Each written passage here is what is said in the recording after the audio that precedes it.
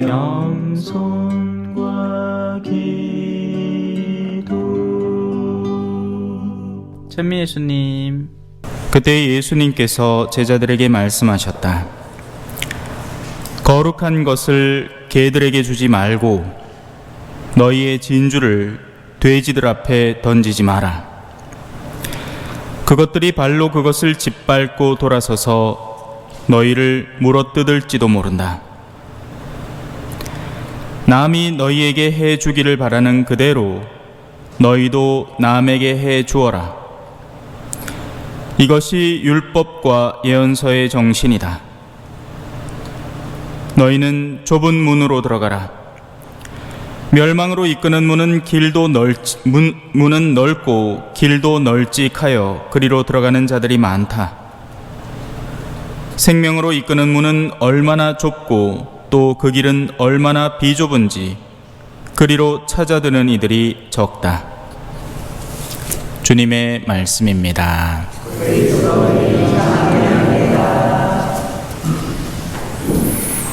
찬미 예수님. 오늘 복음은 세 파트로 나눠서 조목조목 살펴보도록 하겠습니다. 첫 번째는 거룩한 것을 개들에게 주지 말고 너희의 진주를 돼지들 앞에 던지지 마라 라는 부분입니다. 제가 지난 시간에 강론을 하면서 성경에 등장하는 동물에 대한 의미를 간단하게 설명을 드렸습니다. 초자연적인 연결고리가 끊겨 있는 사람, 그 사람을 성경은 동물에 비유해서 설명을 합니다. 오직 지상적인 욕구에 사로잡혀 있는 이들. 그래서 아무리 성당 안에 많은 시간을 할애하고 보낸다 하더라도 그 보내는 시간과 여러 가지 노력의 근거점이 초자연적인 데에 연결고리를 갖지 못하고 지상에만 갖추고 있는 사람은 바로 동물이 되는 겁니다. 이들은 땅에서 음식을 주워 먹고 땅에서 먹거리를 찾기 때문이죠. 성당을 열심히 다니는데, 기도를 열심히 하는 신용을 하는데, 무언가 성당에서 일을 열심히 하는 모양새를 드러내는데, 그것이 보이지 않는 것도 보시는 하느님에게 내가 올바른 바람을 갖고 있기 때문이 아니라 주변 사람들이 나를 어떻게 바라보고 고려할까를 바라보고 있다면 이 사람은 개이자 돼지인 겁니다. 여기까지 이해하셨죠? 어렵지 않죠? 우리가 가진 거룩한 것은 도대체 무엇인가? 자, 이게 문제가 됩니다. 거룩한 것이라는 것은 여러분이 지니고 있는 무슨 묵주반지나 성모상 이런 게 아닙니다. 여러분, 그런 것들은요, 세상의 장인들이 얼마든지 새롭게 만들어낼 수 있습니다. 어떤 성물 만드는 곳에 가면 한 곳에는 부처상 있고 한 곳에는 성모 마리아상 있고 그래요.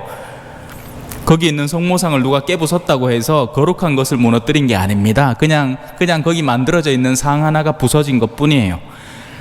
거룩한 것의 본주인은 오직 하느님이십니다. 그래서 제가 개와 돼지가 어떤 존재인지를 설명을 했죠. 이제는 사람의 아들, 하느님의 아들을 바라봅시다. 하느님의 아들들은 하느님으로부터 나누어 받은 거룩한 내적 가치들을 지니고 있습니다. 이건 인간에게서 나오는 것이 아니에요.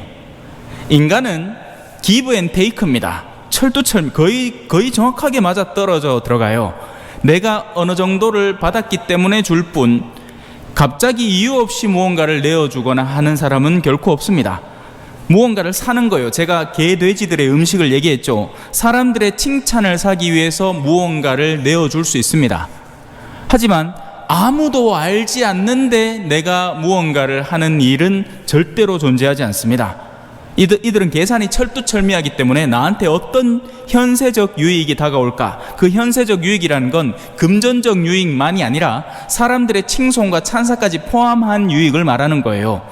연예인들은 바로 그걸 위해서 움직이지 않습니까? 그죠? 예. 그래서 어떤 때는 그런 것까지 심지어 시도를 하는 겁니다. 사람들의 관심사가 떨어지잖아요. 그러면 스캔들을 일부러 내서라도 관심을 얻고자 합니다. 기업들은 마케팅을 하는데 마케팅 가운데 뭐 그거 있죠. 뭐라고 표현하더라? 하여튼 이 사람들의 구설수에 일부러 오르게 해서 그 제품 이름이 나게 하는 겁니다. 그러면 어마어마한 홍보 효과가 되어버리는 거예요. 이게 지상에서 벌어지는 개, 돼지들의 놀이입니다. 여기에 사로잡혀 들어가면 절대 안 돼요. 우리는 하느님으로부터 거룩한 것을 받아서 그 거룩한 것을 나누어 주는 사람들이 되어야 한단 말입니다. 거룩함의 속성은 오직 하느님에게서만 비롯하는 것이고, 그 하느님에게서 와서 사람들에게 전해지는 것은 진짜배기 선이 됩니다. 흔히는 호의라고도 표현할 수 있는 것들이에요. 선의, 호의. 그냥 다른 사람에게 잘해준다고 선의가 아니에요.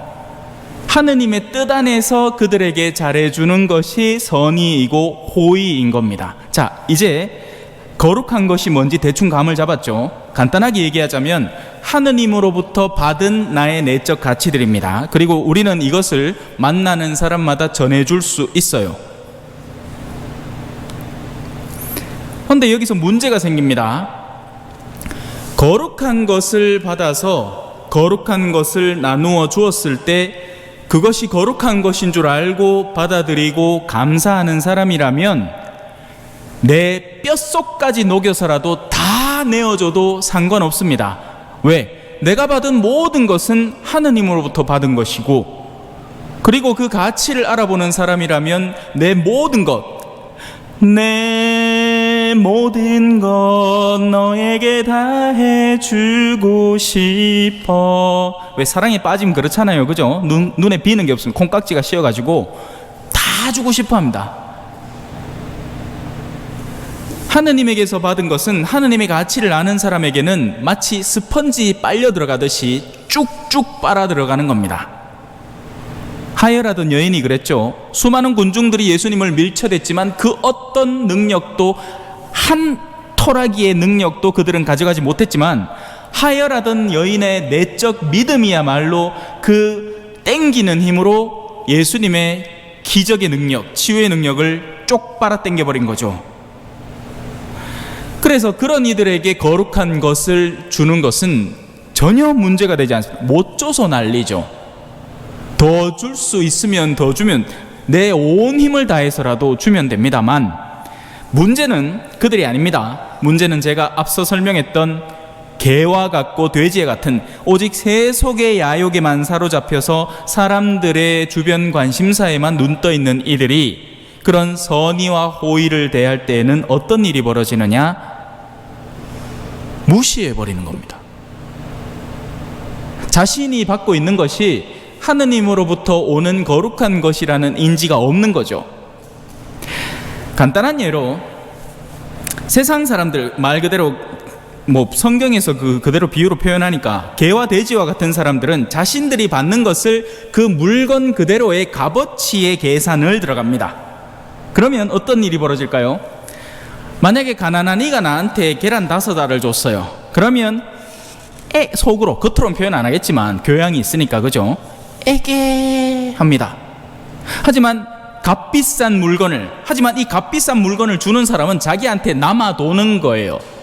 얼마든지 남아도는 겁니다. 남아도는 것 가운데 곧 썩어 문드러질 거 아무나 주자 했는데, 주는데 이 사람에게는 그 계란 5개에 비하면 이거는 30만 원짜리 물건이야. 그러면 어휴, 웬 횡재고, 이렇게 하는 겁니다. 하지만 하느님의 자녀들은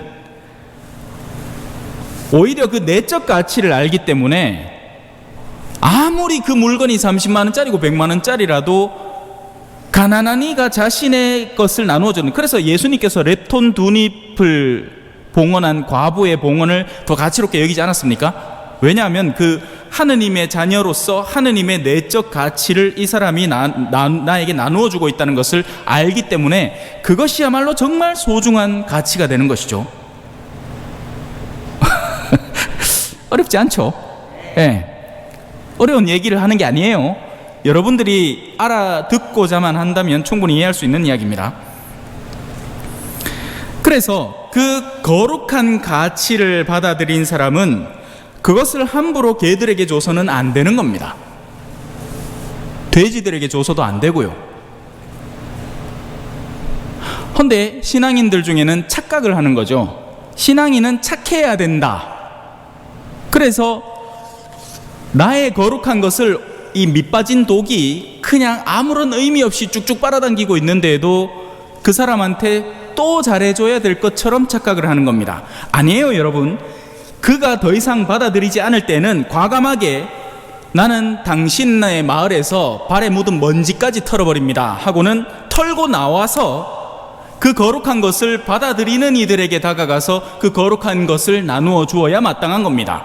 이게 잘 안 돼요. 일반 신자분들 가운데에는 내가 어디까지 이걸 해야 되는 건지, 그렇다고 해서 척을 지거나 악하게 대하라는 게 아니에요. 단지 하느님에게서 오는 거룩한 것을 그에게 더 이상 주지 않으면 그만인 겁니다. 왜냐하면 성경이 우리에게 명령하고 있으니까요. 여기까지 잘 받아들이셨습니까? 넘어가겠습니다. 두 번째, 이 개와 돼지와 같은 이들은 내가 주는 소위 말하는 호의나 선의를 짓밟고 거기에도 멈추지 않고 나를 물어뜯기까지 합니다. 이런 일은 하느님의 이 말씀을 전하는 시도를 해본 사람이라면 어렵지 않게 경험으로 갖고 있습니다. 만약에 내가 이제 새 속에 물들어 있는 사제라서 내가 저질러 놓은 어둠으로 내가 욕먹는 거라면 충분히 이해를 합니다. 아니란 말이에요. 그렇지 않단 말입니다. 사람들은 너무나 쉽게 질투, 자격지심이라는 걸 느끼는 거예요. 자, 이 정도 하고 넘어갑시다. 두 번째입니다. 남이 너희에게 해주기를 바라는 그대로 너희도 남에게 해주어라. 자, 이 말을 들으면 뭐든지 그냥 잘해줘야 될 것 같아요. 제가 아까 설명을 했죠. 신앙인들의 그 착한 병이 문제예요. 아닙니다. 식별하고 분별 있게 선을 행할 줄 알아야 됩니다. 자, 이게 왜 나왔느냐? 이것이 율법과 예언서의 정신이다. 옛날에는 이게 통하고 있었거든요. 눈에는 눈, 이에는 이. 이게 옛날 구약 시대의 황금률이었습니다. 누가 나의 눈을 뽑아가면 나도 가서 그의 눈을 뽑아버리는 거예요. 이거는 상호복수의 법이고 이 세상이 추구하는 정의로움인 거죠. 하지만 신약 시대에 건너오면서 이 정의로움은 지상적인 차원의 정의에서 천상적인 차원의 정의로 바뀌는 겁니다. 그 말은 뭐냐? 너희가 남에게 바라는 어떤 것이 있으면 먼저 그에게 선물해 줄 줄 알아라 라는 것입니다. 자, 여기서 문제가 생깁니다. 언뜻 들어보면 너 남에게 그냥 다 해줘라 라고 생각할 수 있어요. 하지만 여러분, 여기서 신중해야 됩니다. 뭘까요? 자, 이 사람이 예를 들어 술에 찌들어 있습니다. 술 중독에 걸려 있어요. 그러면 나는 하느님의 자녀로서 이 사람에게 무엇을 바라야 옳은 걸까요? 자, 이 사람은 술을 마시면서 오늘 밤에도 술에 막 째뽕이 돼가지고는 당신은 신앙이 아니가? 성경에 뭐라고 적어놨노? 남에게 다 해주라잖아. 내 오늘 소주 한 병 이거 다 모신게 한 병 더 사와. 자, 이렇게 얘기를 했습니다. 그러면 나는 이 사람에게 그 소주 한 병을 갖다 줘야 신앙인의 율법을 지키는 걸까요? 아닙니다. 아니에요. 왜냐? 나는 이 사람이 만약에 내가 어둠의 영역을 걸어갈 때 나를 바로잡아 주기를 바라고 올바른 곳으로 인도해 주기를 바라고 더 나은 삶의 단계로 나가게끔 도와주기를 바라는 게 선한 이들, 하느님의 자녀들의 바라는 바예요. 그렇다면 그걸 해줘야 되는 거죠. 이 사람이 해달라는 대로 뭐든지 다 속 없이 내어주는 것이 그 사람을 돕는 게 절대 아니죠. 오히려 그 사람을 지금 망가뜨리고 있는 거죠. 남이 너희에게 해주기를 바라는 것, 그걸 먼저 올바로 식별을 해야 그걸 타인에게도 올바로 전해줄 수 있는 겁니다. 여기까지 이해되셨습니까? 무조건 상대가 해달라는 대로 속없이 다 내어주고 있는 것이 바람직한 것이 아니라 나는 내 여정을 어떻게 걸어가기를 원하는가, 그걸 먼저 올바로 식별을 해야 그 발음을 상대에게 선물해 줄 수 있는 겁니다. 그렇다면 이 사람은 어둠의 영역의 길을 걸어가고 있는데, 나는 만약에 내가 그런 여정을 걸어가고 있을 때 누군가 나에게 빛을 전해주기를 원하고 바로잡아 주기를 원한다면 그 바로잡음을 실행해야 하는 거죠. 그러면 그가 좋아할까요? 싫어할까요? 싫어합니다. 싫어해요. 왜냐하면 자기는 쾌락에 몸담고 싶어하고, 자기는 세속적 욕구에 몸담고 싶어하고, 사람들의 칭찬을 잔뜩 땡기고 싶어하는데 그것은 옳지 않다라고 가르치는 사람을 좋아하는 사람은 아무도 없습니다. 그래서 이 두 번째 파트의 가르침의 이해는 그저 그냥 해달라는 대로 다 해주라는 가르침이 절대 아니라, 나는 하느님 안에서 다른 이에게서 어떤 도움을 받기를 원하는가, 이걸 식별을 해서 그에게 잘 전해줄 수 있어야 하는 거죠. 그 전하는 데에는 식별과 용기가 필요한 겁니다. 자, 이제 마지막이에요. 얼마 남지 않았습니다.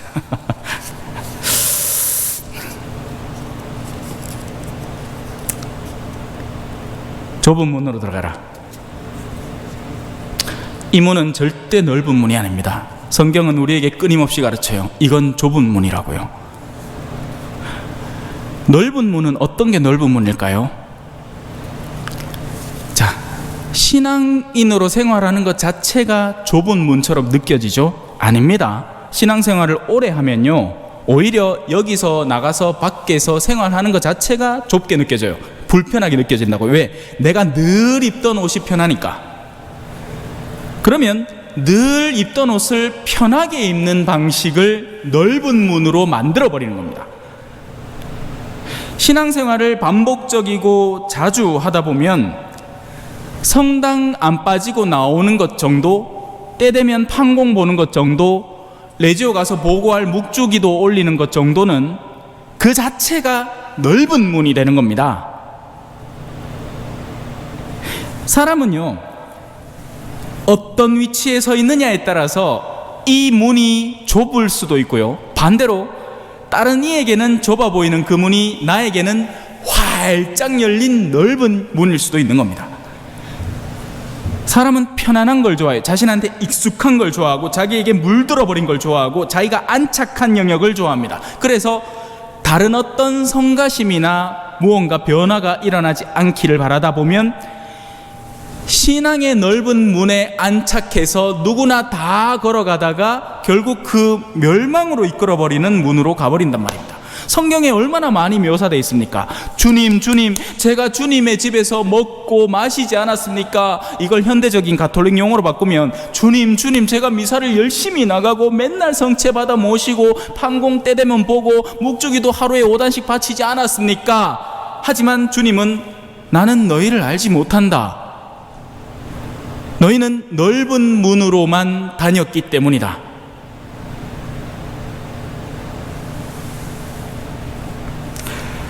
생명으로 이끄는 문은 십자가의 문입니다.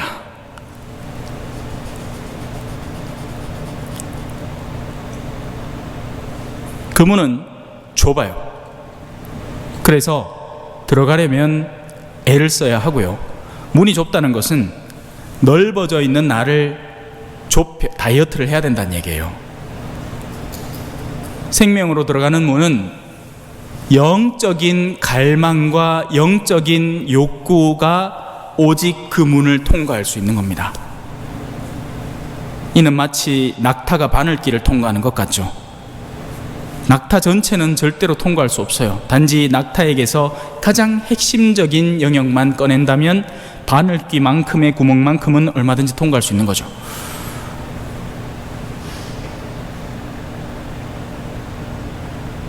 그래서 그 영역을 걸어가려는 이들이 적은 겁니다. 편안함과 안주함에 빠져서 자신이 열심히 신앙을 한다면서도 사실은 하느님께서 이끄시는 좁은 문을 도망치는 신앙생활을 하고 있는 거죠. 그렇다고 매일 미사를 나오지 말란 얘기가 아니고 또 착각할라. 신부님이 그랬대. 매일 미사 나오는 게 넓은 모이라고. 그게 아니고요. 네. 하나님은 여러분의 개인사를 잘 알고 계세요. 그래서 맞춤형 교육을 항상 시켜줍니다. 누군가에게 적용되는 것이 다른 이에게 똑같이 적용되라는 법은 없어요. 저는 사제이기 때문에 사제로서 좁은 길을 걸어가야 합니다. 그건 많은 사제들이 넓게 걸어가는 영역을 피할 수 있는 길이어야 해요. 한때는 한국교회에 술사목이 엄청 유행했습니다. 코로나가 와서 잠깐 멈췄을 뿐, 어쩌면 다시 시작될 수도 있겠죠. 진탕 먹고 마시면서 흥청대면서 우리가 나미가를 외치는 것은 한때 유행했던 일이라고요. 이제 더 이상 그렇게 살아가면 안 되는 거예요. 그러면 같이 모이는 몇 명은 구할 수 있을지 몰라도 평균치의 모든 사람들의 존경을 일순간에 다 깎아먹어버립니다.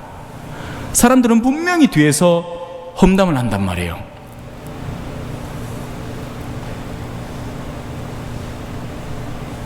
값비싼 무언가, 엄청나게 값진 무언가를 쫓아가는 것은 누구나 다 하는 일이란 말입니다. 이건 제가 가는 길에 그냥 살짝 비춰드린 것 뿐이고요. 이제 여러분은 여러분 나름으로, 그죠? 수도자는 수도자대로, 평신도는 평신도대로, 또 한 가정의 가장은 가장대로, 한 공동체, 지역 공동체의 수장은 수장대로 여러분에게 주어져 있는 사명들이 존재합니다. 그 사명은 항상 십자가가 같이 딸려 있을 거예요. 그래서 좁은 길인 거죠.